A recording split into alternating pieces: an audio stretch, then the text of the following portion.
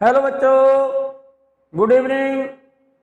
आज हम इस वीडियो में बच्चों लेकर के आए हैं एसी ऑल्टरनेटिंग करंट का second topic.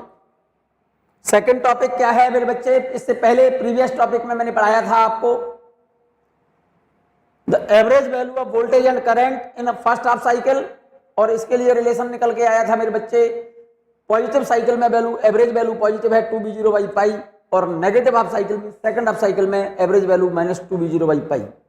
So average value for one cycle of AC is 0। ये बात मैं बोल चुका हूं पहले। एवरेज वैल्यू करंट की एक साइकिल में 0 होगी, एवरेज वैल्यू वोल्टेज की भी एक साइकिल के लिए 0 होगी। अब हम इस नए वीडियो में बच्चों लेकर के आए हैं आपके लिए, ये आप इसे नोट करें, बहुत इंपॉर्टेंट टॉपिक है। अगर आप बोर्ड का एग्जाम दे रहे हैं तो ये डेरिवेशन अक्सर कर 2 मार्क्स का क्वेश्चन आता है बच्चों, ठीक है ना?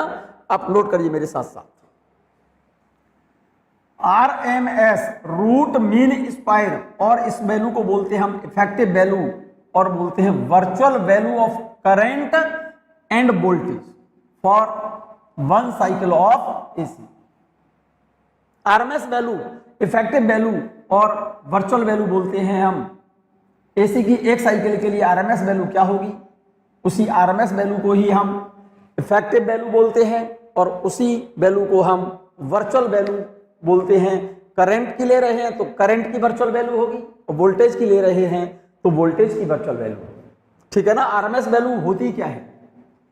द रूट मीन स्क्वायर और effective value of alternating current is that direct means constant current which would produce heat at the same rate in a resistor as the given alternating current.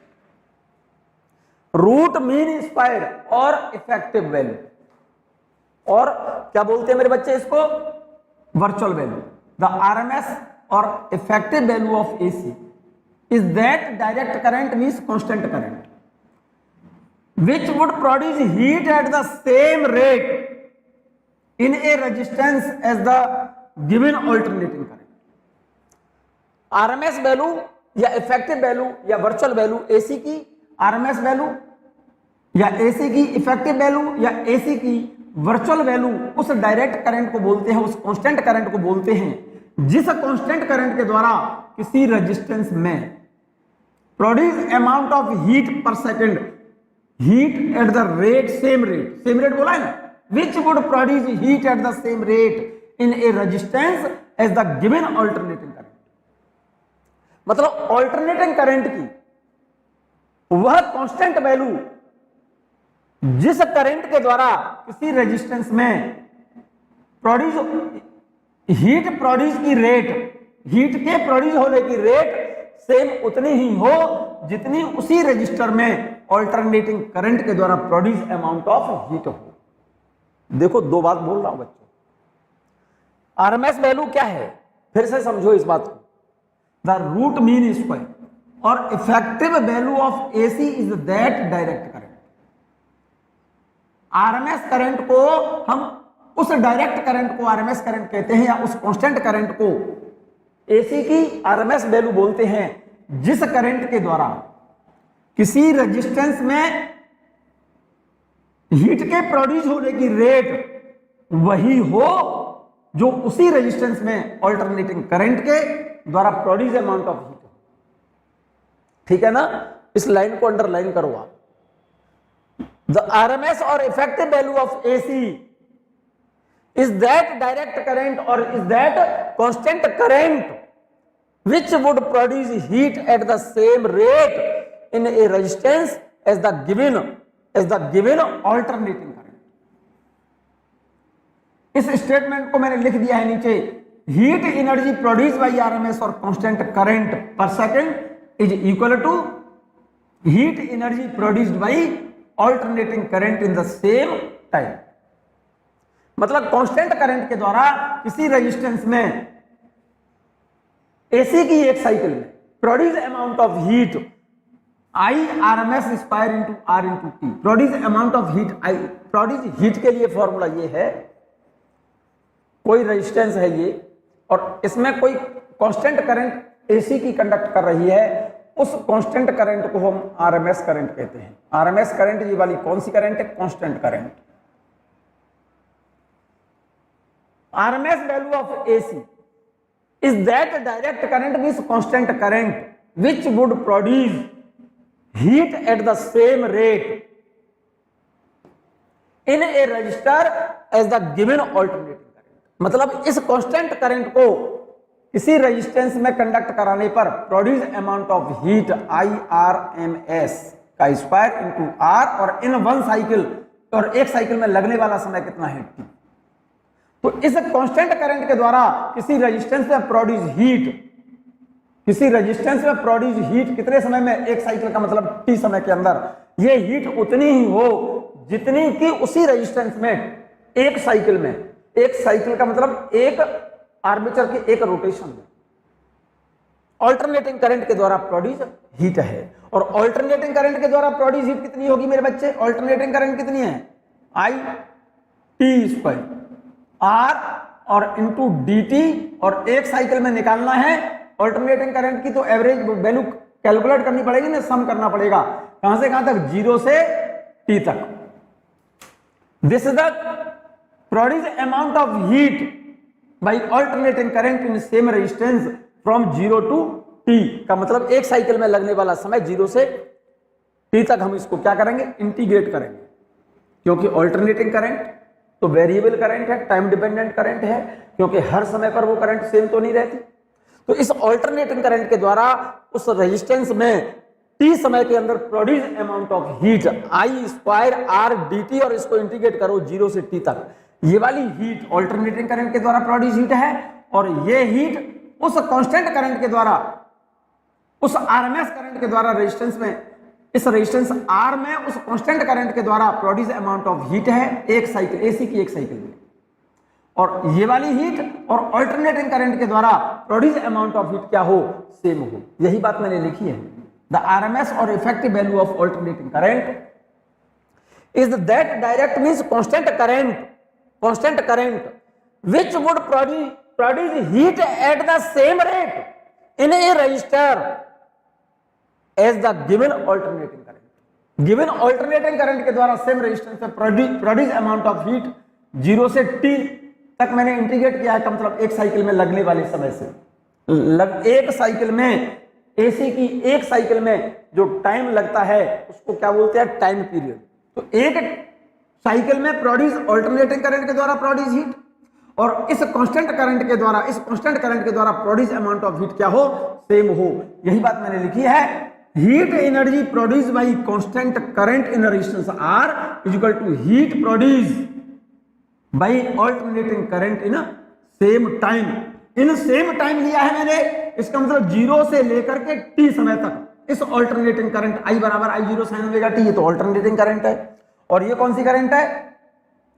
इस resistance R में conduct होने वाली AC की वो वाली constant current जिसके द्वारा produce amount of heat AC की एक साइकिल में, किसी रेजिस्टेंस R में कांस्टेंट करंट के द्वारा एसी की एक साइकिल में प्रोड्यूस हीट, और ऑल्टरनेटिंग करंट के द्वारा एक साइकिल में प्रोड्यूस हीट क्या हो? सेम हो। तो उस कांस्टेंट करंट को हम क्या बोलते हैं? Root mean square value of current, और वोल्टेज लेंगे तो root mean square of value of voltage. ये स्टेप आपको समझ आना चाहिए, केवल यही पॉइंट इंपॉर्टेंट है। बस यहां के बाद तो इंटीग्रेट करूंगा मैं, डायरेक्ट रिजल्ट आएगा मेरे बच्चे। देखो कैसे, जरा गौर से देखिएगा आप। कांस्टेंट करंट के द्वारा रेजिस्टेंस R में t समय में produce amount of heat, alternating current के द्वारा रेजिस्टेंस R में प्रोड्यूस अमाउंट ऑफ हीट 0 से t समय तक मैंने क्या किया? इंटीग्रेट किया है। तो इसीलिए इसको इंटीग्रेट करना पड़ा मुझे इस हीट को, क्योंकि ये जो करंट है ना टाइम डिपेंडेंट करंट है। तो 0 से लेकर के t तक इसको क्या करना पड़ेगा? इस करंट को मुझे इंटीग्रेट करना पड़ेगा, क्योंकि तभी तो उस करंट का सम निकलेगा। तो कंप्लीट करंट जो आएगी वो इसको इंटीग्रेट करने से निकालना पड़ेगा आपको 0 से t समय का मतलब एक साइकिल में। यहां तक बात क्लियर है? तो जरा गौर से देखो, यहां से इस R से ये R कैंसिल हो गया, चेक कर लो ठीक से, एक एक स्टेप नोट करते जाइएगा। इस R से ये R कैंसिल हो जाएगा बच्चों, ठीक है ना? ये IRMS स्क्वायर इंटू एक साइकिल में लगा समय इज इक्वल टू इंटीग्रेशन है 0 से लेकर t तक आई की वैल्यू लिख दी मैंने I zero sine omega T, तो आई की जगह पर I zero sine omega T लिख करके इसका स्क्वायर करोगे तो क्या होगा, I zero square sine square omega T, इसको इंटीग्रेट करना है टी के रिगार्ड में डी टी। यहां तक क्लियर है? देखिएगा I R M S square into T equal to I zero constant है तो आई जीरो स्क्वायर को मैंने बाहर लिख दिया, इस साइन स्क्वायर ओमेगा टी की जगह पर लिखा है मेरे बच्चे 1 minus cos 2 omega T upon 2। ये वैल्यू मैंने कहां से लिखी, देखो ये वाला जो टर्म लिखा है मैंने इतने की जगह पर लिखा हुआ है। कैसे लिखा हुआ है? एक फॉर्मूला हम जानते हैं, cos 2 omega T equal to होता है 1 minus 2 sine square omega T. तो 2 sine square omega T note कर लेना बच्चों, इजुकल टू इसको इधर लाया, इसको इधर ले गया, 1 माइनस कॉस 2 ओमेगा टी, इस 2 को नीचे ला रहा हूं तो साइन स्क्वायर ओमेगा टी बराबर हो जाएगा 1 minus cos 2 omega T upon 2। जरा गौर से देख लो, साइन स्क्वायर ओमेगा टी को मैंने क्या लिखा है, 1 minus cos 2 omega T upon 2। ये साइन स्क्वायर ओमेगा टी को 1 minus cos 2 omega T upon 2 यहां से लिखा है मेरे बच्चे, इस रिलेशन से। इस रिलेशन को आप नोट कर लीजिए, आप सब लोग कर लिया? कर लिया। नेक्स्ट स्टेप बताएं बच्चों, जरा गौर से देखो, ये आई जीरो स्क्वायर अपॉन 2 यहां पर है, 2 तो कांस्टेंट है तो मैंने 2 को बाहर लिख दिया, आई जीरो स्क्वायर अपॉन 2 ये लिख दिया मैंने, ये रहा। अब जरा एक काम करो, यहां पर ब्रैकेट में क्या बचा, 1 माइनस कॉस 2 ओमेगा टी, इसको इंटीग्रेट करना है टी के रिगार्ड में। तो एक काम कर रहा हूं मैं, 2 को तो मैंने बाहर लिख दिया, इसको ब्रैकेट तोड़ रहा हूं बच्चों में। ये वाला जो ब्रैकेट है ना, इस dt का मल्टीप्लाई इस 1 से कर रहा हूं तो 1 dt, और इंटीग्रेट करेंगे 0 से t तक, ये माइनस साइन ये रहा, आई जीरो स्क्वायर अपॉन 2 यहां पर है, आई जीरो स्क्वायर अपॉन 2 इसके साथ भी तो लिखना पड़ेगा क्योंकि दोनों में कॉमन है ये, तो आई जीरो स्क्वायर अपॉन 2 0 से t तक इंटीग्रेट करें किसको, cos 2 omega T, cos 2 omega T और dt। यहां तक बात क्लियर है? ये वाला टर्म क्लियर है कि नहीं है क्लियर? मैं अलग से लिख दूं, देखो यहां पर लिख रहा हूं I R M S square into T equal to, इस वाले टर्म को लिख रहा हूं, देखो I zero square integration 0 to T 1 minus cos 2 omega T dt, और इस वाले 2 को मैंने यहां लिख दिया इसके नीचे। अब चेक करो जरा, ये तो I R M S square into T equal to I zero square upon 2, I zero square upon 2, इसका मल्टीप्लाई इससे करूंगा तो ये आएगा 0 टू टी 1 dt, माइनस ये रहा, माइनस साइन ये रहा, और इस आई जीरो स्क्वायर अपॉन 2, क्योंकि ये तो वैल्यू दोनों की कॉमन, इन दोनों की कॉमन वैल्यू है ना, तो I zero square upon 2 integration 0 to T, ये कितना है, cos 2 omega T dt। Clear? ये वाला टर्म क्लियर है यहां तक स्टेप? ये वाला स्टेप मैंने यहां लिखा हुआ है, नोट कर लो।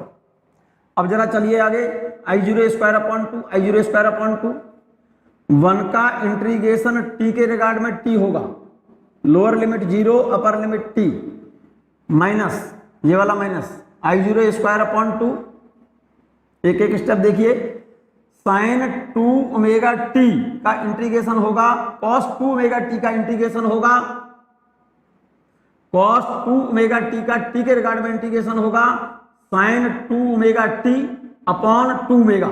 2 ओमेगा कैसे लिखा मैंने, एक्चुअल में 2 ओमेगा टी को टी के रिगार्ड में डिफरेंशिएट करके जो वैल्यू आएगी ना 2 ओमेगा, उससे हम डिवाइड करेंगे। लोअर लिमिट 0 है, अपर लिमिट टी। यहां तक क्लियर? जरा गौर से देखो, I zero square upon 2, I zero square upon 2, upper limit put करें पहले, लोअर लिमिट पुट करें बाद में। यहां तक क्लियर है? अपर लिमिट पुट करते हैं तो साइन नहीं बदलता, लोअर लिमिट पुट करते हैं तो साइन बदल जाता है। ये माइनस ये रहा यहां पर, I zero square upon 2, I zero square upon 2 और 2 ओमेगा ये रहा। ब्रैकेट में जरा गौर से देखो, अपर लिमिट पुट करेंगे टी की जगह पर तो sine 2 omega T minus lower limit put करेंगे टी की जगह पर 0 तो साइन 0। यहां तक क्लियर है? बिल्कुल यहां तक बिल्कुल क्लियर है बच्चों। चलिएगा इसका मल्टीप्लाई मैं इससे करूं, ये तो 0 है, इसका मल्टीप्लाई इससे करो I0 square upon 2 into T, ये तो 0 हो गया, बात खत्म। माइनस माइनस ये रहा। अब इसका मल्टीप्लाई हम इससे करेंगे, ठीक है ना। I0 स्क्वायर अपॉन ये कितना हो गया 2 इंटू 2 4 ओमेगा। यहां पर क्या है देखो जरा, साइन 2 और ओमेगा की जगह पर 2 पाई बाई टी। इस ओमेगा की जगह पर मैंने लिखा है 2 पाई अपॉन टी, ये तो 2 एक्स्ट्रा है, और इस ओमेगा की जगह पर 2 पाई बाई टी और into capital T minus sine 0 की वैल्यू 0। क्लियर है? देखो इस टी से ये टी कैंसिल, क्लियर हो गया। नेक्स्ट स्टेप देखो I0 square upon 2 into T, I0 square upon 2 into T minus I0 square upon 4 omega sine, यहां पर चेक करो टी से टी कट गया तो ये कितना हो गया साइन 4 पाई माइनस ये 0। यहां तक क्लियर? साइन 0 की वैल्यू 0 होती है, साइन पाई की वैल्यू 0 होती है, साइन 2 पाई की वैल्यू 0 होती है, साइन 3 पाई की वैल्यू बच्चों 0 होती है, साइन 4 पाई की वैल्यू, इसका मतलब साइन में पाई का इंटीग्रल मल्टीपल सभी की वैल्यू क्या है 0 है मेरे बच्चे। तो साइन 4 पाई की वैल्यू कितनी हो जाएगी, साइन 0 की वैल्यू 0, साइन पाई की वैल्यू 0, साइन 2 पाई की वैल्यू 0, साइन 3 पाई की वैल्यू 0, साइन 4 पाई की वैल्यू 0। साइन में पाई का इंटीग्रल जो भी होगा उन सभी की वैल्यू क्या है 0 है। तो यहां पर कितना है ये साइन 4 पाई। तो जरा गौर से देखो, देखो I0 square T upon 2, I0 square T upon 2 minus ये रहा minus I0 square upon 4 omega, इसकी वैल्यू 0 और इसकी वैल्यू 0 और इस पूरे की वैल्यू 0 है, 0 का मल्टीप्लाई इससे करोगे वैल्यू क्या आएगी पूरी 0। तो क्या बचेगा वैल्यू, वैल्यू बचेगी कितनी I0 square T upon 2, I0 square T upon 2। यहां तक क्लियर है? जरा गौर से देखो, अब इस टी से ये वाला टी यहां पर कैंसिल हो गया, कैंसिल हो गया तो कितना बचा IRMS स्क्वायर बराबर I0 स्क्वायर अपॉन 2। तो रिजल्ट आ गया, स्क्वायर हटाएंगे तो रूट ले लो, तो IRMS equal to I0 upon root 2।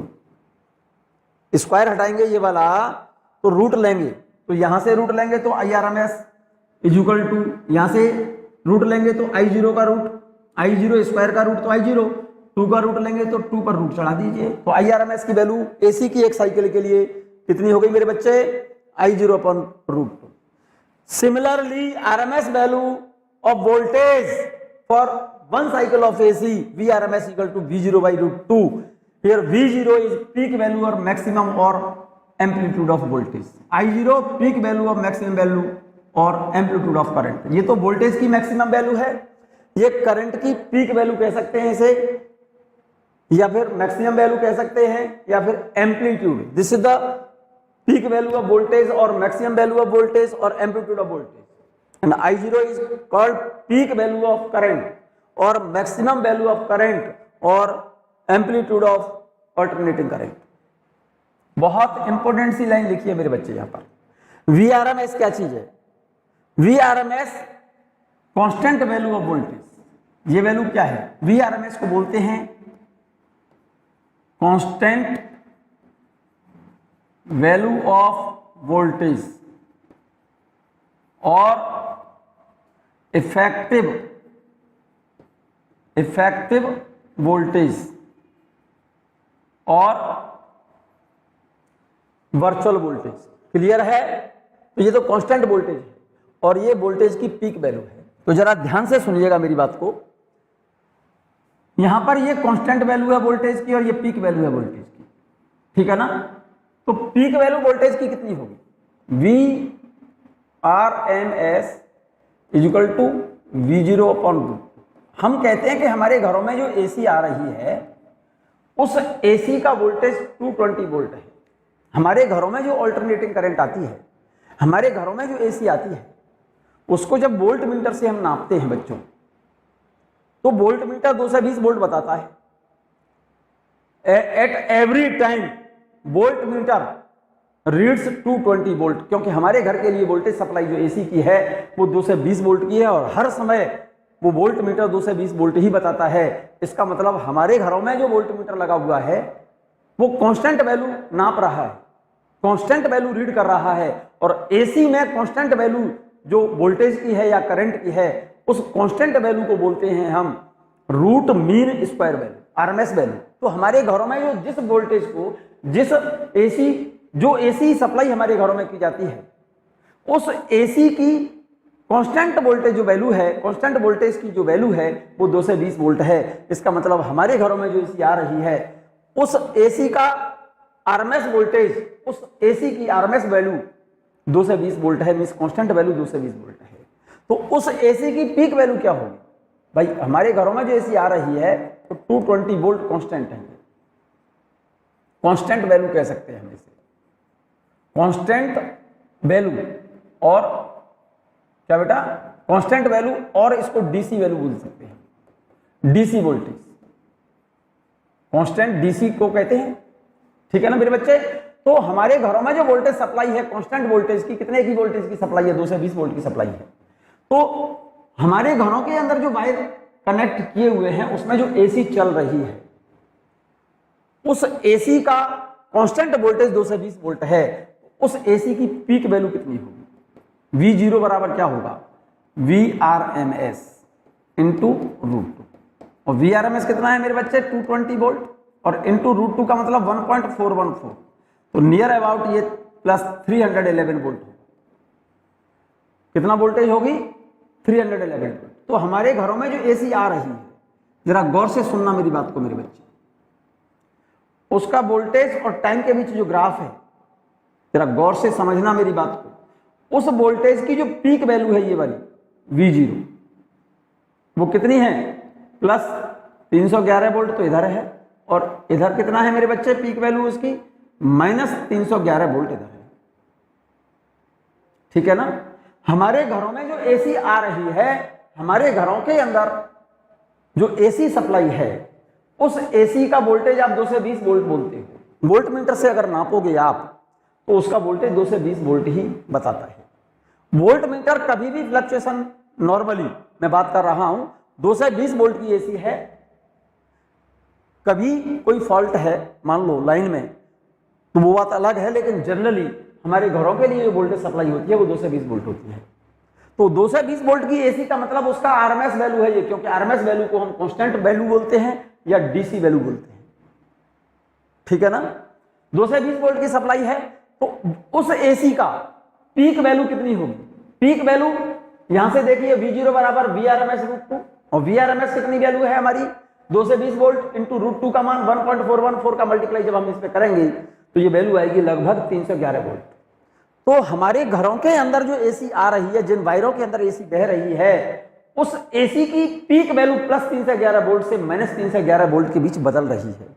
इसका मतलब पीक टू पीक वैल्यू जो बदल रही है, पीक टू पीक वैल्यू कितनी बदलेगी? प्लस 311 वोल्ट से माइनस 311 वोल्ट। इसका मतलब पीक टू पीक वैल्यू तो ये हो गई ना ये बात 2V0।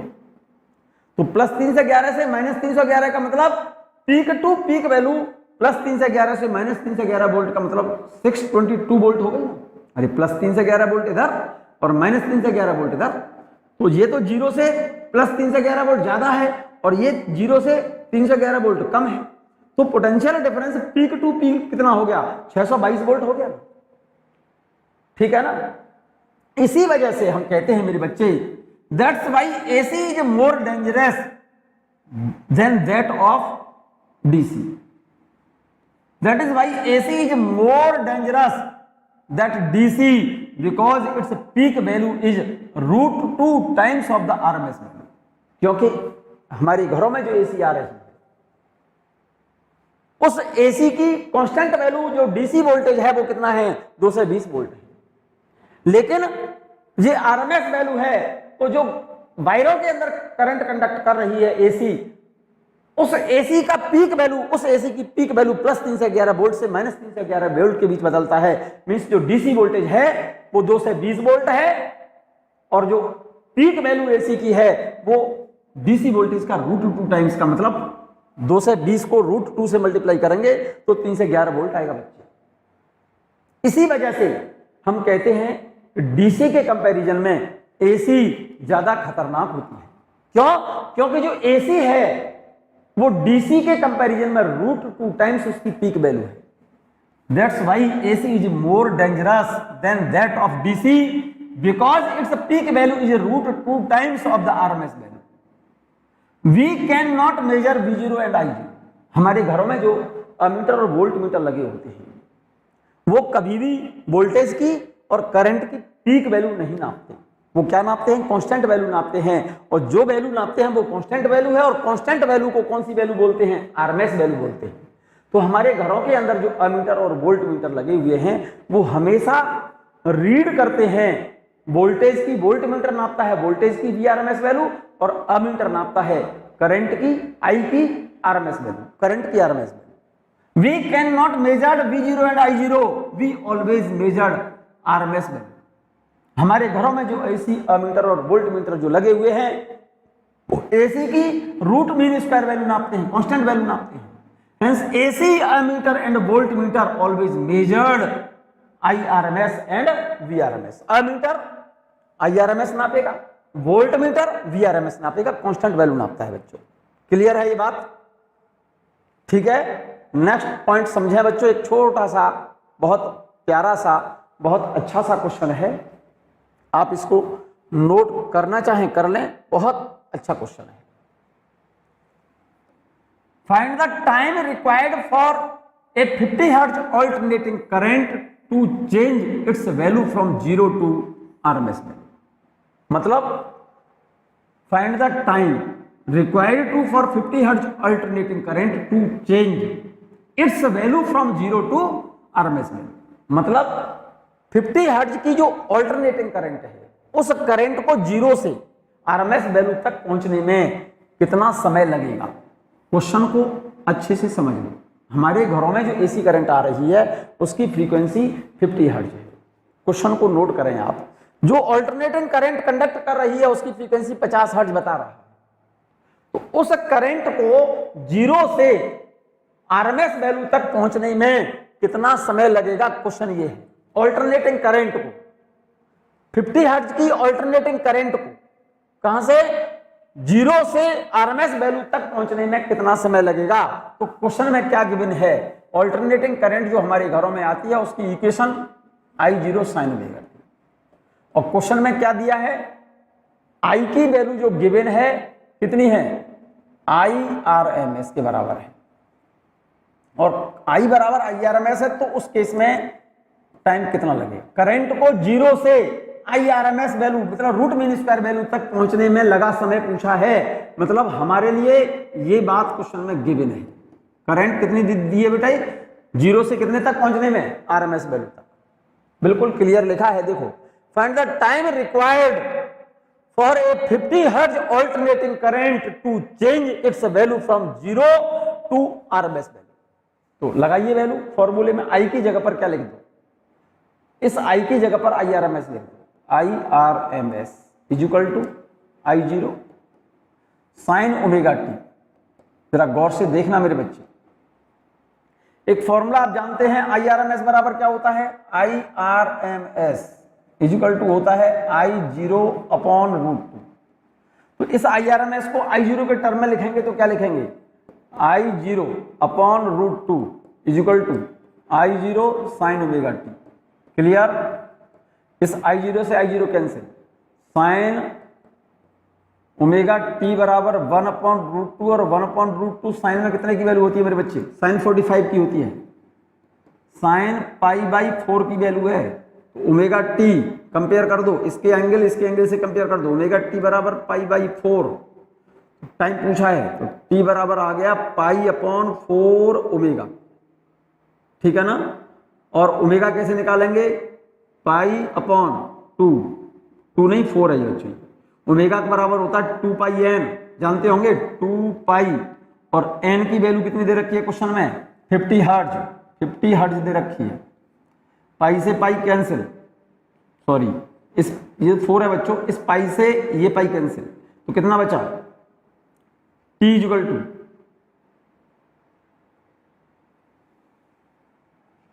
टू आ गया 5 4 2 का मल्टीप्लाई 100 100 इंटू 4 1/400 सेकेंड, इतना लगेगा बच्चों टाइम।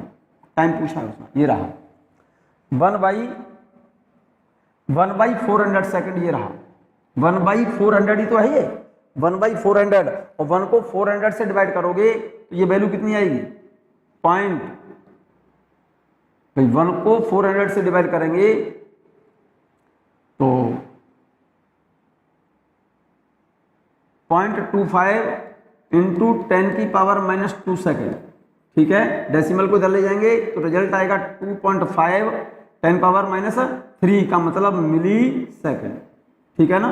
2.5 मिली सेकेंड लिखा है बच्चों, 2.5 मिली सेकेंड। क्लियर है, यहां तक बात क्लियर है बच्चों।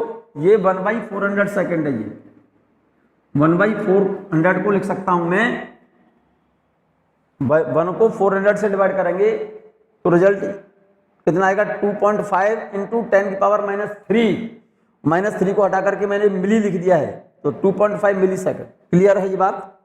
नेक्स्ट क्वेश्चन देखें, the RMS value of alternating current, alternating voltage, note कर लें आप इसे। The RMS value of an alternating voltage V given by V बराबर V0 sin omega t is 220 volt. मतलब जो ऑल्टरनेटिंग वोल्टेज दिया है हमारे लिए कौन सा, V बराबर V0 sin ओमेगा t, इसकी आरएमएस वैल्यू दे रखी है उसने 220 volt and its frequency is 50 hertz. What is the value of instantaneous voltage at time t बराबर 1/600 सेकेंड। क्वेश्चन में क्या गिवन है देखो जरा, ऑल्टरनेटिंग वोल्टेज V बराबर लिखा है उसने V0 sin omega t, sin omega t। Question में एक तो फ्रीक्वेंसी दी है आपके लिए 50 हर्ट्ज, और एक बात पूछी है उसने आरएमएस वैल्यू दी है वोल्टेज की, Vrms कितना दिया है, ये कह रहा है the RMS value of an alternating voltage V given by V equal to V0 sin omega t is 220 volt. तो 220 वोल्ट किसकी वैल्यू दी है, वोल्टेज की आरएमएस वैल्यू दी है 220 वोल्ट, ठीक है। ये पूछा है what is the value of instantaneous voltage, what is the value of instantaneous voltage, what is the value of instantaneous voltage किसको बोलते हैं, इस वोल्टेज V को बोलते हैं। ये इंस्टेंटेनियस वैल्यू है वोल्टेज की, ये पीक वैल्यू है वोल्टेज की, और आरएमएस वैल्यू क्वेश्चन में गिवन है 220 वोल्ट है। तो इस वोल्टेज की वैल्यू पूछ रहा है एट टाइम t बराबर 1/600 second, t is equal to 1/600 second पर इस इंस्टेंटेनियस वोल्टेज की वैल्यू फाइंड करनी है। तो ये वैल्यू हटाओ, यहां पर सब्स्टिट्यूट कर दो, तो v इज इक्वल टू ये क्या लिख रहा है V0, तो Vrms बराबर एक रिलेशन जानते हैं हम, Vrms बराबर V0/√2। तो V0 इज इक्वल टू क्या लिख दूंगा मेरे बच्चे, Vrms√2। तो इस V0 की जगह पर, इस V0 की जगह पर मैं क्या लिखूंगा, Vrms√2 sin ओमेगा की जगह पर क्या लिख दूं बच्चे 2πn और इंटू t। अब वैल्यू सब्स्टिट्यूट कर रहा हूं, देखो जरा इसकी वैल्यू कितनी दी है 220√2 sin 2π, फ्रीक्वेंसी कितनी दी है क्वेश्चन में 50 हर्ट्ज, और टाइम कितना दिया है मेरे बच्चे, t की वैल्यू दी है 1/600, 1/600। क्लियर है, 100 से π/6 आ गया ये, तो ये वैल्यू आ गई 220√2 साइन, जरा गौर से देखो 100 से 600 को 6 टाइम्स काट देंगे तो ये वैल्यू आ गई π/6, और π/6 की वैल्यू कितनी होती है बच्चों 220√2 180/6, ये वैल्यू हो गई sin 30, sin 30 डिग्री की वैल्यू कितनी होती है 1/2, तो 220√2 इंटू 1/2, ये वैल्यू कितनी आ गई 110√2 वोल्टेज। ये बात क्लियर है, नोट कर लीजिए। ये बात क्लियर है बच्चों को, नहीं है क्लियर, नोट कर लिया सबने, नोट कर लो, क्वेश्चन नोट कर लिया, क्वेश्चन का रिजल्ट ये रहा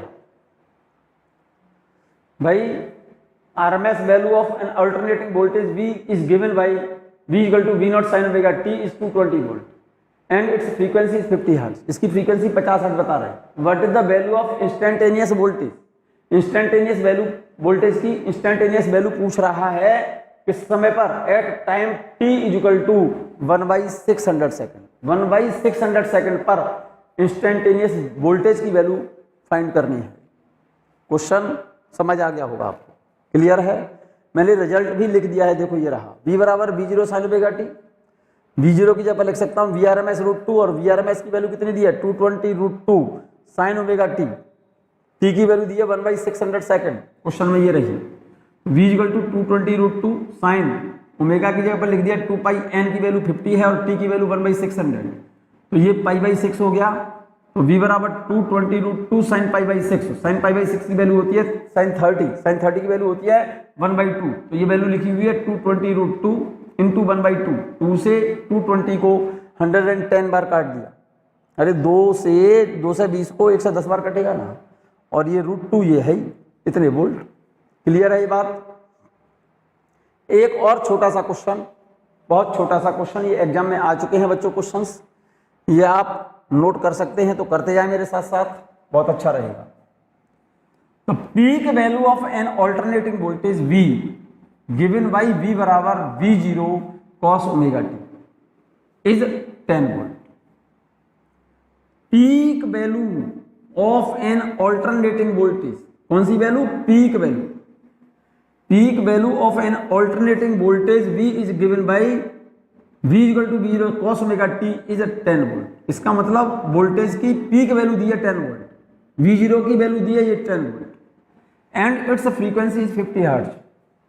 what is the value of instantaneous voltage at time t equal to 1/600 second? Instantaneous value पूछिए उसकी।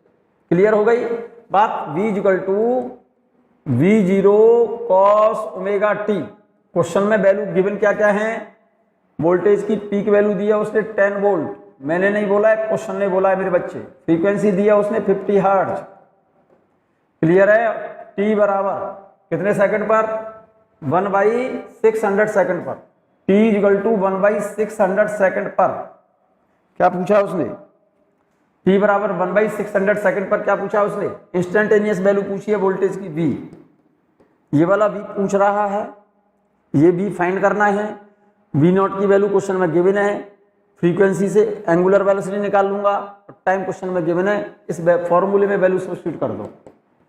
10 cos ओमेगा की जगह पर क्या लिखूं मेरे बच्चे? 2 पाई n इंटू टी, वैल्यू रख रहा हूं cos 2 पाई n की जगह पर 50 और t की जगह पर 1/600। रिजल्ट आ गया आपका cos 30। cos 30 की वैल्यू कितनी होती है? √3/2। रिजल्ट आ गया 10 into √3/2, 5√3 volt. This is the required result, ये रहा।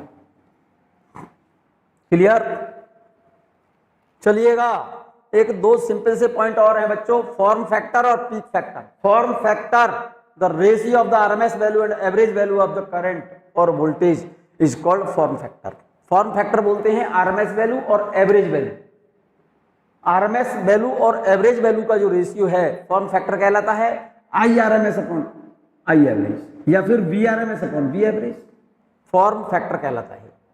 IRMS I0 अपॉन √2 और I average 2I0/π।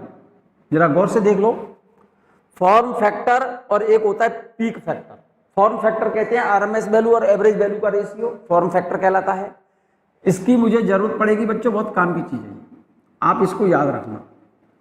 Form factor of AC, ठीक है ना, और पीक फैक्टर ऑफ एसी, दोनों पॉइंट अच्छे से ध्यान रखना आप। Form factor, it is the ratio of RMS value and average value, is called form factor of AC. Form factor of AC equal to formula होता है IRMS upon I average. IRMS I0 upon √2, I average 2I0/π। तो जरा गौर से देखो, इस I0 से I0 cut जाएगा, तो ये पाई पहुंचेगा ऊपर और √2 आ जाएगा नीचे, तो रिजल्ट आ गया पाई अपॉन 2√2। पाई की वैल्यू कितनी है? 3.14 अपॉन 2√2, 2 इंटू 1.414, तो ये वैल्यू कितनी आ गई? 3.14 को 2.828 से डिवाइड करोगे तो वैल्यू आएगी 1.11। फॉर्म फैक्टर एसी का होता है मेरे बच्चे 1.11, ये बात अच्छे से याद रखना। आरएमएस और एवरेज वैल्यू का रेशियो फॉर्म फैक्टर कहलाता है, पीक वैल्यू और आरएमएस वैल्यू का रेशियो पीक फैक्टर कहलाता है। The ratio of the peak value and the RMS value is called peak factor of AC. Peak factor of AC is the ratio off peak value and RMS value. ठीक है ना, I0 से I0 cut गया तो ये value peak factor आता है √2 times. Clear है पीक वैल्यू।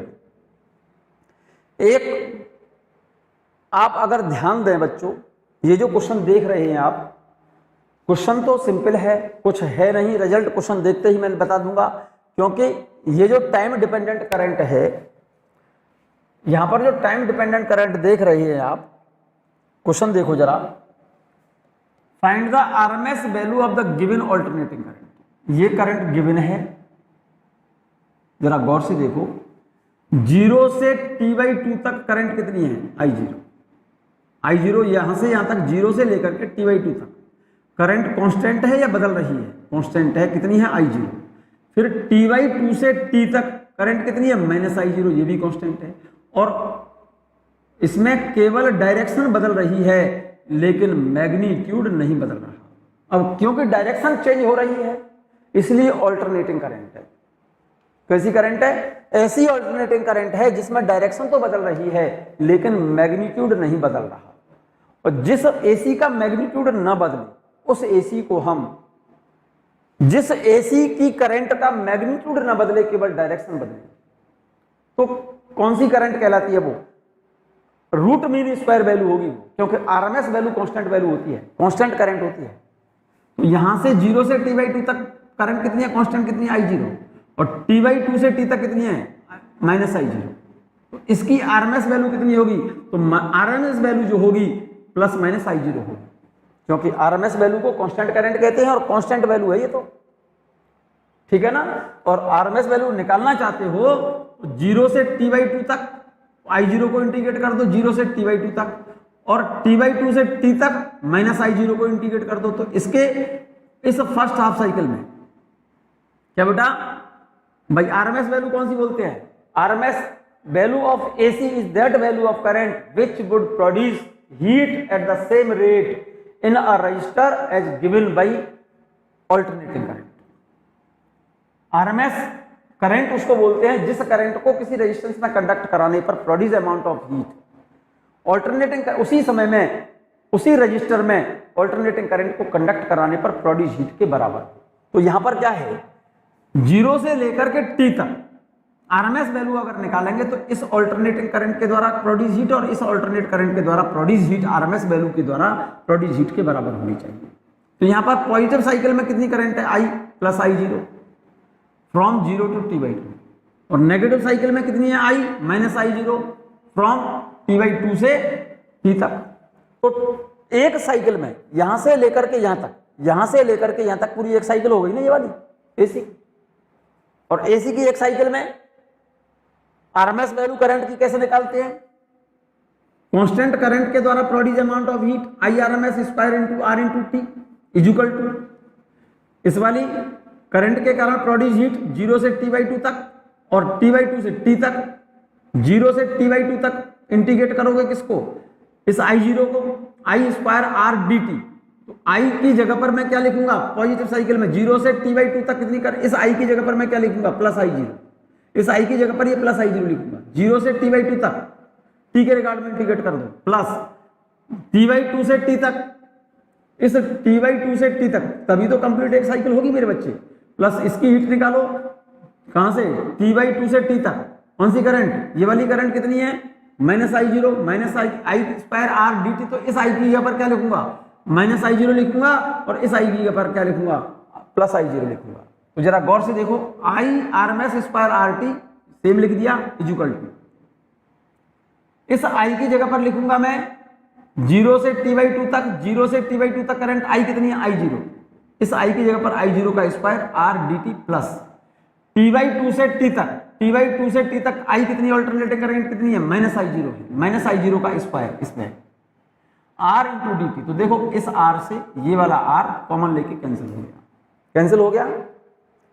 तो यहां पर क्या बचा, देखो इस वाले टर्म को मैंने एज इट इज यहां पर नोट कर दिया है, देख लो जरा यहां पर इस वाले टर्म को देखो जरा, IRMS square RT, IRMS square RT equal to, इसको मैंने इंटीग्रेट किया है I0 square R constant value है, तो 1 का इंटीग्रेशन t के रिगार्ड में क्या होगा, ये तो I0 स्क्वायर R dt मैंने ऐसे की ऐसे नोट कर दिया पहले तो इसे, ठीक है। अब यहां से आगे की बात कर रहे हैं, देखो मेरे बच्चे, इस R से ये R कैंसिल हो गया, ठीक से देख लो अच्छे से, इस R से ये वाला R कैंसिल हो जाएगा, कैंसिल हो गया, आराम से नोट करो ठीक से। तो देखिए यहां से क्या बचेगा, IRMS square into T equal to 0 से t/2 तक हमको इंटीग्रेट करना है, क्योंकि I0 स्क्वायर R तो कैंसिल ही हो गया, I0 स्क्वायर तो कांस्टेंट है, और 1 का इंटीग्रेशन t के रिगार्ड में कितना होगा, t, लोअर लिमिट 0 और अपर लिमिट t/2। चेक कर लो, नहीं कर पा रहे हो चेक तो मैं यहां पर नोट कर दे रहा हूं, देखो यहां पर IRMS का स्क्वायर RT इक्वल टू, इस वाले टर्म को नोट कर रहा हूं, 0 से t/2 तक I0 का square R dt plus t/2 से t तक माइनस I0 का स्क्वायर R dt। यहां तक क्लियर है, इस R से ये वाला R कैंसिल हो गया। तो जरा गौर से देखिएगा, IRMS का स्क्वायर t इक्वल टू, इस I0 स्क्वायर तो कांस्टेंट है, यहां पर इंटीग्रेशन क्या रहेगा, 0 से t/2 तक कितना बचा, 1 बचा और dt प्लस इंटीग्रेशन का साइन t/2 से t तक, इस I0 का माइनस I0 का स्क्वायर करेंगे तो माइनस I0 का स्क्वायर तो I0 स्क्वायर ही हो गया, I0 स्क्वायर R कैंसिल ही हो गया, 1 dt। यहां तक क्लियर है, इक्वल टू, देखो ये I0 स्क्वायर है, ये वाला 1 का इंटीग्रेशन t के रिगार्ड में t, लोअर लिमिट 0 और अपर लिमिट t/2, यहां पर ये कितना है प्लस, ये I0 स्क्वायर है, I0 स्क्वायर है, 1 का इंटीग्रेशन t हो गया, 1 का इंटीग्रेशन t के रिगार्ड में स्मॉल t, और इसका स्मॉल t और लोअर लिमिट कितनी है बेटे, t/2 और अपर लिमिट कितनी है t। क्लियर। अब लिमिट पुट कर रहा हूं, देखो जरा, I0 का स्क्वायर, यहां पर लिमिट पुट करेंगे तो t/2 माइनस 0, यहां पर प्लस I0 स्क्वायर, अपर लिमिट पुट करेंगे तो t माइनस इससे t/2। क्लियर।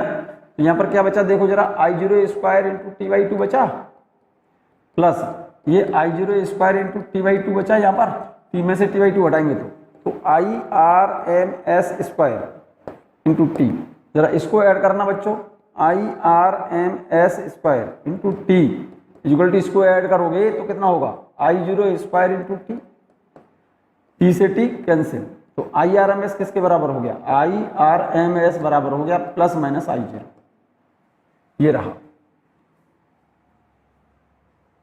यहां तक क्लियर है। इसका मतलब जो कांस्टेंट करंट है लेकिन डायरेक्शन बदल रही है, तो जो भी करंट की कांस्टेंट वैल्यू है वो AC में AC की RMS वैल्यू है। कौन सी वैल्यू है, तो यहां पर एक पॉइंट मैंने लिखा है, देखो ये क्वेश्चन तो ये था, ये रहा, find the RMS value of given alternating current. ये करंट अल्टरनेटिंग करंट इसलिए बोल रहे हैं क्योंकि इसमें डायरेक्शन बदल रही है लेकिन इसमें मैग्नीट्यूड चेंज नहीं हो रहा। मैग्नीट्यूड डायरेक्शन तो बदले लेकिन मैग्नीट्यूड चेंज ना हो, डायरेक्शन बदल रही है इसलिए तो अल्टरनेटिंग है, मैग्नीट्यूड नहीं बदल रहा इसलिए वो अल्टरनेटिंग करंट की RMS वैल्यू है, कांस्टेंट वैल्यू है। ठीक है ना। तो इसकी RMS वैल्यू कितनी निकली, जो कांस्टेंट वैल्यू है, इधर प्लस I0 इधर माइनस I0, तो RMS की value IRMS plus minus I0। Here this point is very interesting और important. Here this point is very interesting and important that whenever we are given a constant value of alternating current, क्या बेटा, here this point is very interesting and important that whenever we are given a constant value of alternating current or voltage in AC circuit, then this is surely its RMS value because this value is assumed only constant value। क्योंकि RMS value को हम constant value को ही हमारे RMS value कहते हैं मेरे बच्चे। ये बात ठीक से आपको याद रखना होगा, ठीक है। मैं additional information for alternating current की बात कर रहा हूं मेरे बच्चे। जैसे ऑल्टरनेटिंग करंट की आपको 4 वैल्यू दी है, कांस्टेंट वैल्यू, 4 कांस्टेंट वैल्यू दी है, तो उनकी आरएमएस वैल्यू कैसे निकालें? तो आरएमएस का मतलब क्या होता है? Root mean square. RMS current का मतलब होता है root mean square. Root mean square का मतलब पहले तो स्क्वायर करो, फिर उसका मीन लो और फिर उसका रूट लो, तो इसे बोलते हैं root mean square value, RMS value बोलते हैं। आरएमएस वैल्यू का मतलब होता है रूट मीन स्क्वायर। पहले स्क्वायर करो, फिर उसका मीन लो और फिर लो उसका रूट, उस वैल्यू को बोला जाता है root mean square value. Additional information में मैंने यही लिखा है। जैसे किसी वोल्टेज या करंट की आपके लिए 4 वैल्यू दिए हैं, 8 वैल्यू दिए हैं और वो कांस्टेंट वैल्यू है सब, 8 वैल्यू कांस्टेंट वैल्यू दिए हैं आपके लिए, तो उसकी आरएमएस वैल्यू कैसे निकालेंगे? उन सभी का पहले स्क्वायर करो, फिर लो मीन। जैसे एक current I1 square, I1, I2, I3, I4 और ये सभी कांस्टेंट वैल्यू हैं, तो सभी का पहले क्या करो? Root mean square. तो सबसे पहले तो करो स्क्वायर, तो पहले तो स्क्वायर कर लिया, I1, I2, I3, I4 का स्क्वायर कर लिया, I1 square plus I2 square plus I3 square plus I and so on IN square upon number of values. 8 value है तो n की जगह पर 8 लिखो, 4 वैल्यू है तो n की जगह पर 4 लिखो, 3 वैल्यू है तो n की जगह पर 3 लिखना और फिर ले लेना उसका रूट, ये वैल्यू आएगी root mean square value. Similarly voltage की V1 square plus V2 square plus V3 square plus Vn square upon number of values, n की वैल्यू, n क्या मतलब कितनी वैल्यू दी है। जैसे ये वैल्यू 5 होती तो n की जगह पर 5 लिखते हैं, ये नंबर ऑफ वोल्टेज की वैल्यू 3 होती तो n की जगह पर 3 लिखते, n है तो n की जगह पर n लिख दिया। पहले तो स्क्वायर किया, फिर नंबर ऑफ वैल्यू से डिवाइड करके एवरेज ले लिया और फिर उसका ले लिया रूट, इसीलिए बोला जाता है इसको रूट मीन स्क्वायर। पहले स्क्वायर किया, फिर मीन लिया, फिर उसका रूट लिया, रूट मीन स्क्वायर वैल्यू कहते हैं उसको। फॉर एग्जाम्पल जैसे एक क्वेश्चन दिया ये रहा, इसमें ऑल्टरनेटिंग करंट की 3 वैल्यू दी है। कितनी वैल्यू है? एक वैल्यू दी है प्लस 2 एम्पियर, एक दी है माइनस 2 एम्पियर, एक दी है फिर प्लस 2 एम्पियर। तो इसकी आरएमएस वैल्यू क्या होगी? तो इस 2 का स्क्वायर प्लस माइनस 2 का स्क्वायर प्लस 2 का स्क्वायर, क्या वैल्यू है? 1 2 3 अपॉन 3, मीन ले लिया, पहले तो स्क्वायर करो, फिर लो मीन का मतलब नंबर ऑफ वैल्यू से डिवाइड करो। तो एक वैल्यू तो प्लस 2 एम्पियर ये रही, एक वैल्यू माइनस 2 एम्पियर ये रही, एक प्लस 2 एम्पियर ये रही। तो पहले 2 एम्पियर का स्क्वायर, इस माइनस 2 का स्क्वायर प्लस 2 का स्क्वायर, फिर 3 वैल्यू है 3 से डिवाइड कर दिया और फिर क्या लिया? रूट ले लिया। ये लिखा है मैंने, find out the RMS value of alternating current. ये वैल्यू 2 एम्पियर है, 2 का स्क्वायर, ये माइनस 2 का स्क्वायर करेंगे तो प्लस में ही आएगा, वो तो 2 का स्क्वायर प्लस 2 का स्क्वायर अपॉन 3 वैल्यू है 1 2 3, 3 से डिवाइड कर दिया और फिर ले लिया उसका रूट। तो ये कांस्टेंट वैल्यू है मेरे बच्चे, कांस्टेंट वैल्यू को हम आरएमएस वैल्यू कहते हैं, कांस्टेंट वैल्यू को ही हम क्या बोलते हैं? RMS value. हम बच्चों जरा ध्यान दें, analogous expression between mechanics and electricity. Analogous expression, analogous का मतलब होता है similar features in mechanics, in mechanical, mechanics में जो मैकेनिकल ऑसिलेटर है और इलेक्ट्रिसिटी में इलेक्ट्रिकल जो ऑसिलेटर है, उन दोनों के एक दूसरे से तुलनात्मक कंपैरिजन में उनके सेम एक जैसे तुलनात्मक फीचर्स क्या है? एनालॉगस का मतलब होता है similar features. Analogous expression between mechanics and electricity, mechanics और इलेक्ट्रिसिटी के सिमिलर फीचर्स, कंपैरिजन में फीचर्स क्या हैं, ये जरा नोट करें आप, बहुत काम का और बहुत इंपॉर्टेंट पॉइंट है बच्चों। मैकेनिक्स में जो मैकेनिकल स्प्रिंग मास सिस्टम होता है, सेम उसी तरह से उसके सिमिलर इलेक्ट्रिसिटी में एलसी ऑसिलेटर होता है। मैकेनिक्स में स्प्रिंग मास सिस्टम को मैकेनिकल ऑसिलेटर बोलते हैं। मैं यहां बता रहा हूं मेरे बच्चे, analogous expression between mechanics and electricity. ध्यान से सुनो, मैकेनिक्स में स्प्रिंग मास सिस्टम को, इस वाले सिस्टम को, इसमें मास सस्पेंडेड है किसी स्प्रिंग से, स्प्रिंग है, इसको बोलते हैं mechanical oscillator. Mechanical oscillator, oscillator note कर लो आप इसको। इसके इक्विवेलेंट, इसके सिमिलर इलेक्ट्रिसिटी में एलसी सर्किट होता है, इसको बोलते हैं इलेक्ट्रिकल ऑसिलेटर। इलेक्ट्रिकल ऑसिलेटर बोलते हैं। यहां पर तो स्प्रिंग होती है मेरे बच्चे, ठीक है ना। इस स्प्रिंग के इक्विवेलेंट यहां पर कंडेंसर लेते हैं, और यहां पर इसमें मास है, मास के इक्विवेलेंट यहां पर कॉइल लेते हैं इंडक्टर एल, और स्प्रिंग के सिमिलर इसमें लेते हैं कंडेंसर, ठीक है ना, कंडेंसर। इसको बोलते हैं मैकेनिकल ऑसिलेटर, और इसके एनालॉगस इलेक्ट्रिसिटी में क्या है, एलसी ऑसिलेटर। इसको एलसी ऑसिलेटर बोलते हैं, इसको इलेक्ट्रिकल ऑसिलेटर कहा जाता है बच्चों, इलेक्ट्रिकल ऑसिलेटर। जरा ध्यान से सुनना, बहुत सिंपल सी बात बोल रहा हूं। तो मैकेनिक्स में जो मैकेनिकल ऑसिलेटर की जो फीचर्स हैं, इसके सिमिलर इलेक्ट्रिसिटी में इलेक्ट्रिकल ऑसिलेटर के फीचर्स क्या होंगे, ये कंपैरिजन में इनके फीचर्स को कंपेयर कर रहे हैं। जैसे मैकेनिक्स के अंदर, इस मैकेनिकल ऑसिलेटर में हम डिस्प्लेसमेंट लेते हैं, न्यूटन्स लॉ से डिस्प्लेसमेंट को हम लिखते हैं एस से, या इस स्प्रिंग में इस बॉडी को हमने खींचा और इस स्प्रिंग की चेंज इन लेंथ क्या हो गया, एक्स। बॉडी को खींचा, स्प्रिंग क्या हो जाएगी, स्ट्रेच होगी, खींच जाएगी, तो इस स्प्रिंग की लेंथ में चेंज एक्स या डिस्प्लेसमेंट हम इस बॉडी का क्या लेते हैं, एस। इसके सिमिलर इलेक्ट्रिसिटी में, इलेक्ट्रिक ऑसिलेटर के अंदर इसका, इस स्प्रिंग का चेंज इन लेंथ,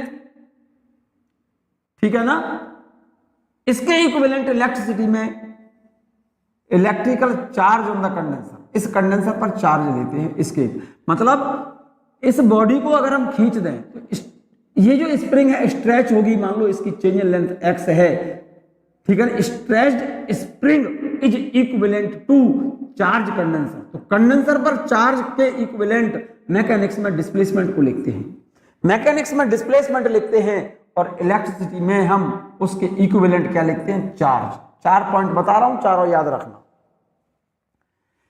मैकेनिक्स में जैसे वेलोसिटी लेते हैं, velocity equal to displacement upon time, ठीक है ना। इस बॉडी को हम खींचे, स्प्रिंग स्ट्रेच होगी, बॉडी को खींच करके छोड़ दें तो बॉडी ऊपर जाएगी, तो उसके अंदर क्या होगी, वेलोसिटी होगी। यहां पर कंडेंसर को चार्ज कर दें, ठीक है ना, और चार्ज करके इस कंडेंसर को इस कॉइल से कनेक्ट कर दें, तो एक एंड पर इसका प्लस का चार्ज, एक पर माइनस का चार्ज। जैसे ही इस चार्ज कंडेंसर को हम इस कॉइल से कनेक्ट करेंगे तो इसके इलेक्ट्रॉन इधर कंडक्ट करेंगे, इलेक्ट्रॉन इधर से इधर जाएंगे तो इधर से इधर क्या जाएगी, करंट जाएगी, इसमें करंट कंडक्ट करेगी। और मैकेनिक्स में बॉडी की जो वेलोसिटी है v बराबर delta S upon T, same उसके इक्विवेलेंट इलेक्ट्रिसिटी में इसके इक्विवेलेंट क्वांटिटी होती है इलेक्ट्रिक करंट। जैसे v बराबर डेल्टा एस अपॉन टी लिखेंगे तो इलेक्ट्रिसिटी में इसके एनालॉगस फिजिकल क्वांटिटी होगी इलेक्ट्रिक करंट I बराबर डेल्टा एस की जगह पर delta Q upon delta T. Clear है भाई, एस की जगह पर हमने चार्ज लिया है यहां पर, ठीक है ना। थर्ड पॉइंट, मैकेनिक्स में जैसे फोर्स लिखते हैं, क्या लिखते हैं, फोर्स, ऐसे ही इलेक्ट्रिसिटी में इसके एनालॉगस फिजिकल क्वांटिटी होती है पोटेंशियल डिफरेंस V। जरा ध्यान रखना आप, मैकेनिक्स में बॉडी का जो मास है, मास इनर्शिया को बोलते हैं मास, और इसके इक्विवेलेंट इलेक्ट्रिसिटी में इंडक्टर का इंडक्टेंस लेते हैं, सेल्फ इंडक्टेंस L। ये 4 पॉइंट आपको याद रखने हैं बच्चों। मैकेनिक्स में डिस्प्लेसमेंट, इलेक्ट्रिसिटी में चार्ज, मैकेनिक्स में वेलोसिटी, इलेक्ट्रिसिटी में करंट। वेलोसिटी बराबर डिस्प्लेसमेंट अपॉन टाइम है, करंट बराबर rate of flow of charge, S की जगह पर क्यू लिखते हैं, ध्यान है, चेक कर लो, और टाइम की जगह पर तो टाइम लिखेंगे। थर्ड पॉइंट, फोर्स, मैकेनिक्स में फोर्स लिखेंगे तो इलेक्ट्रिसिटी में उसके इक्विवेलेंट फिजिकल क्वांटिटी लिखा जाता है क्या बेटा, पोटेंशियल, ठीक है ना। फोर्थ पॉइंट, मैकेनिक्स में इनर्शिया या मास कहते हैं m, और इसके इक्विवेलेंट, इसमें यहां पर बॉडी सस्पेंडेड है, मास m, और यहां पर m के इक्विवेलेंट इंडक्टर, इसका इंडक्टेंस लेते हैं सेल्फ इंडक्टेंस L। अब जरा आगे के फॉर्मूले देखिएगा ध्यान से, ये फिगर बना लो पहले, ठीक से कंपैरिजन तभी समझ आएगा आपको, ठीक है ना। फिफ्थ पॉइंट सुनिएगा, देखिएगा जरा ध्यान से, तो ये लो, जैसे F equal to M A, M और ए क्या चीज है, एक्सेलरेशन, ए की जगह पर delta V upon delta T. तो मैकेनिक्स में F equal to M A की जगह पर acceleration M delta V upon delta T. तो इलेक्ट्रिसिटी में एम के इक्विवेलेंट क्या लिखते हैं, एल, और delta V upon delta T की जगह पर क्या लिखेंगे, delta I upon delta T. और L delta I upon delta T क्या हो गया, यहां पर फोर्स लेते हैं, यहां पर पोटेंशियल लेंगे, यहां फोर्स है, यहां पर पोटेंशियल है, ये फोर्स है, ये पोटेंशियल है। ये एम की जगह पर क्या लिखेंगे, एल, और ए की जगह पर D V upon D T, delta V upon delta T, भाई acceleration D V upon D T. तो acceleration D V upon D T, क्योंकि वी की जगह पर आई है, तो यहां पर वी की जगह पर क्या लिखेंगे, एम की जगह पर तो एल हो गया, यहां पर D I upon D T. मेरे ख्याल से ये फैराडे सेकंड लॉ है और ये न्यूटन सेकंड लॉ है। मैकेनिक्स में ये न्यूटन सेकंड लॉ है, और इस इलेक्ट्रिसिटी में इसके similar quantity, analogous quantity, electric potential, ये फैराडे का सेकंड लॉ है। जरा ध्यान से सुनना। 6 point, linear momentum of body in mechanics, P बराबर मास इंटू वेलोसिटी। मास के इक्विवेलेंट इलेक्ट्रिसिटी में क्या लेते हैं, इंडक्टेंस, अरे इनर्शिया, यहां पर मास लेते हैं, यहां पर सेल्फ इंडक्टेंस L लेते हैं, L, M की जगह पर L, और मैकेनिक्स में V पोटेंशियल वेलोसिटी है, और इलेक्ट्रिसिटी में वेलोसिटी की इक्विवेलेंट क्या क्वांटिटी है, करंट। तो M की जगह पर L और V की जगह पर I। यहां पर M into V linear momentum है, और यहां पर L I बराबर 5, ये मैग्नेटिक फ्लक्स के इक्विवेलेंट है। इसका मतलब मैकेनिक्स में linear momentum analogous magnetic flux के है, इलेक्ट्रिसिटी में उसके इक्विवेलेंट। क्लियर हो गई बात, सिमिलर थिंग्स उसकी। मैकेनिक्स में लीनियर मोमेंटम और इलेक्ट्रिसिटी में मैग्नेटिक फ्लक्स। यहां पर लीनियर मोमेंटम P बराबर m इंटू वी, और मैग्नेटिक फ्लक्स फाई बराबर L इंटू आई, क्योंकि m के एनालॉगस इंडक्टेंस और v वेलोसिटी के एनालॉगस करंट। क्लियर।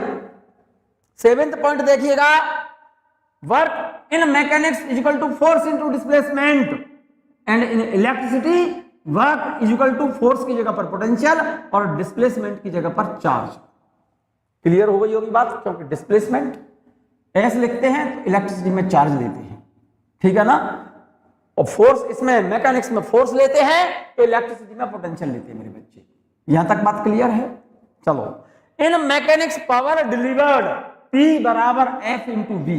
P यहां पर पावर है, F की जगह पर इलेक्ट्रिसिटी में क्या लेंगे, V, और V इसमें वेलोसिटी है, इसकी जगह पर लेंगे करंट, V इंटू वाई। ये तो इलेक्ट्रिकल पावर है, और this is the mechanical power in mechanics. Mechanics में mechanical power F into V होती है, और इलेक्ट्रिसिटी में इलेक्ट्रिकल पावर F की जगह पर पोटेंशियल और वेलोसिटी की जगह पर करंट, P बराबर वी आई। ध्यान होगा शायद आपको। 9th पॉइंट देखिएगा, ये हुक्स लॉ है, F equal to K into x. F क्या चीज है, फोर्स है, K इसको रिस्टोरिंग फोर्स बोला जाता है मेरे बच्चे। हुक्स लॉ है ये मेरे ख्याल से। F इक्वल टू के एक्स, के स्प्रिंग कांस्टेंट है और x change in length of spring, ठीक है ना।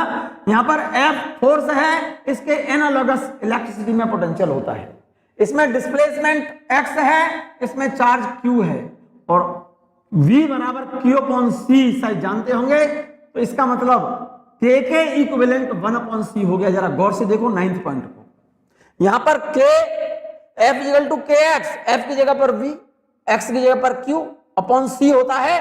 इसका मतलब k के इक्विवेलेंट यहां पर एनालॉगस 1 अपॉन c है। यहां पर k स्प्रिंग कांस्टेंट है और c कंडेंसर की कैपेसिटी है। क्लियर हो गई बात ये। 10th पॉइंट देखो जरा ध्यान से, 10th पॉइंट देखिएगा जरा ध्यान से, बहुत इंपॉर्टेंट पॉइंट है मेरे बच्चे, बहुत इंपॉर्टेंट पॉइंट है। Energy stored, elastic potential energy stored in spring half K X square. Similarly electrical energy stored in condenser U equal to X square की जगह पर क्यू स्क्वायर, क्योंकि एक्स डिस्प्लेसमेंट है या चार्ज है, K की जगह पर 1 अपॉन सी, तो 1 अपॉन 2 के एक्स स्क्वायर है। तो electrical energy stored in condenser U equal to K की जगह पर 1 अपॉन सी और x की जगह पर q, तो रिलेशन आ गया u बराबर q square upon 2c। Electricity में electrical energy stored in condenser mechanics में किसके एनालॉगस है? Elastic potential energy stored in spring. ठीक है ना? In mechanics mechanical kinetic energy of body half M V square is analogous magnetic energy stored in inductor means coil. Half M की जगह पर L inductance है, velocity V की जगह पर करंट आई है, तो हाफ एम वी स्क्वायर, तो इसके equivalent half L I square. Clear है? In mechanical oscillator time period of spring mass system T is equal to 2 pi root M upon K, और in electrical oscillator जरा गौर से देखो, 2 पाई की जगह पर 2 पाई, m की जगह पर l और k की जगह पर 1 अपॉन c लिखेंगे, c ऊपर पहुंचेगा तो रिजल्ट आएगा time period of electrical oscillator of LC circuit T is equal to 2 pi root LC। T is equal to 2 pi root LC, और फ्रीक्वेंसी मैकेनिकल ऑसिलेटर की इसका उल्टा कर दो, फ्रीक्वेंसी के लिए 1 upon 2 pi root k upon m, तो इसका फ्रीक्वेंसी क्या होगी इलेक्ट्रिकल ऑसिलेटर की, इसकी उल्टा करो, t की जगह पर 1 अपॉन n लिखोगे तो equal to 2 pi root LC, तो n बराबर क्या आएगा 1 upon 2 pi root 1 upon LC। Clear है? फिर से समझ लो, इन मैकेनिक्स ये स्प्रिंग मास सिस्टम होता है, इसको मैकेनिकल ऑसिलेटर बोलते हैं। जब इस बॉडी को खींच करके हम छोड़ दें तो ये बॉडी क्या करेगी, इस पर एसएचएम करती इस बॉडी का time period T equal to होता है 2 pi root m upon k, और इसकी फ्रीक्वेंसी होती है, इसका उल्टा कर दो मेरे बच्चे, 1 upon 2 pi root k upon m। Clear है? और इसके एनालॉगस इलेक्ट्रिसिटी में LC ऑसिलेटर बोलते हैं, इसको इलेक्ट्रिकल ऑसिलेटर कहा जाता है मेरे बच्चे। इसको चार्ज कंडेंसर जब किसी कॉइल में होकर के डिस्चार्ज होता है तो इस कंडेंसर का जो चार्ज है वो रिपीटेडली, ये कंडेंसर चार्ज होता है, रिपीटेडली डिस्चार्ज होता है। मतलब इलेक्ट्रॉन पहले इधर आएंगे, फिर इधर जाएंगे, फिर इधर आएंगे, फिर इधर जाएंगे, फिर इधर आएंगे, फिर इधर जाएंगे। तो कंडेंसर पर चार्ज क्या करेगा, इलेक्ट्रॉन पहले इधर आएंगे, फिर इधर जाएंगे, फिर इधर आएंगे, तो कंडेंसर पर यह चार्ज ऑसिलेट करता है। यहां पर इस बॉडी को नीचे खींच कर छोड़ दें तो बॉडी पहले नीचे खींचा, हमने बॉडी को छोड़ दिया तो बॉडी ऊपर गई, फिर ऊपर जाएगी, फिर नीचे जाएगी। यहां पर मास m ऑसिलेट करता है, यहां पर कंडेंसर पर चार्ज ऑसिलेट करता है। यहां पर इसको मैकेनिकल ऑसिलेटर कहते हैं और इसको इलेक्ट्रिकल ऑसिलेटर कहते हैं। यहां पर इस बॉडी के टाइम पीरियड के लिए रिलेशन होता है T बराबर 2 pi root m upon k, और फ्रीक्वेंसी होती है 1 upon 2 pi root k upon m, और इसके इक्विवेलेंट इलेक्ट्रिसिटी में इसका टाइम पीरियड क्या होगा, T, इसके इक्विवेलेंट क्या होगा, T equal to 2 pi root m की जगह पर क्या लिखा जाएगा L, और k की जगह पर लिखा जाएगा 1 अपॉन c, और c पहुंचेगा ऊपर, तो टाइम पीरियड के लिए फॉर्मूला हो गया 2 पाई रूट LC। ठीक है? तो इसकी LC ऑसिलेटर की फ्रीक्वेंसी इसका उल्टा कर दो, जैसे आपने इसका उल्टा किया, फ्रीक्वेंसी मैकेनिकल ऑसिलेटर की है और ये फ्रीक्वेंसी किसकी है, इलेक्ट्रिकल ऑसिलेटर की है, 1 अपॉन 2 पाई रूट LC। जरा गौर से देखो, क्लियर हो गई ये बात? यहां पर मैंने यही लिखा है, 10th पॉइंट फिर से रिपीट कर रहा हूं, इस स्प्रिंग की elastic potential energy half k x square, और इसके इक्विवेलेंट होती है कंडेंसर की electrical energy q square upon 2c। x square की जगह पर q स्क्वायर, हाफ की जगह पर हाफ लिखा है, k की जगह पर 1 अपॉन c, तो ये तो इलेक्ट्रिकल एनर्जी। मैकेनिक्स में स्प्रिंग की इलास्टिक पोटेंशियल एनर्जी के एनालॉगस फिजिकल क्वांटिटी इलेक्ट्रिसिटी में कंडेंसर की कौन सी, इलेक्ट्रिक पोटेंशियल एनर्जी। यहां पर हाफ k x स्क्वायर होता है, k की जगह पर 1 अपॉन c लिखेंगे, x की जगह पर q, तो इसके analogous q square upon 2c। Mechanics में इस बॉडी की kinetic energy half m v square लिखेंगे, तो इलेक्ट्रिसिटी में इस कॉइल के अंदर जो मैग्नेटिक एनर्जी स्टोर होगी वो उसके इक्विवेलेंट है half L I square, half L I square. Clear है ये बात? In mechanics time period of mechanical oscillator means spring mass system का time period T equal to 2 pi root m upon k, और electricity में time period के लिए formula लिखेंगे 2 pi root M की जगह पर एल और के की जगह पर 1/c, सी पहुंचेगा ऊपर 2 pi root L C. Clear? Frequency इसका उल्टा कर लो और इलेक्ट्रिसिटी में इलेक्ट्रिकल ऑसिलेटर की फ्रीक्वेंसी इसका उल्टा हो गया। क्लियर? एक बहुत इंपॉर्टेंट पॉइंट लिखा है नीचे, इन मैकेनिक्स, मैकेनिकल ऑसिलेटर में डैंपिंग जो होती है, डैंपिंग मींस एम्पलीट्यूड जो डिक्रीज होता है, here damping means decrease of amplitude takes place due to viscous force of air, damped mechanical oscillations कहलाती है। क्योंकि इसको खींचकर छोड़ देंगे तो फाइनली ऑसिलेशन क्या होंगे, बाद में बंद होंगे क्या नहीं होंगे, इसका एम्पलीट्यूड घटता जाएगा और finally oscillation die out, finally oscillation क्या हो जाएंगे, बंद। उन ऑसिलेशंस को हम डैम्प्ड ऑसिलेशन कहते हैं। So in mechanics damped here damping in mechanics means decrease in amplitude takes place due to the viscous force of air, damped mechanical oscillations कहलाती हैं।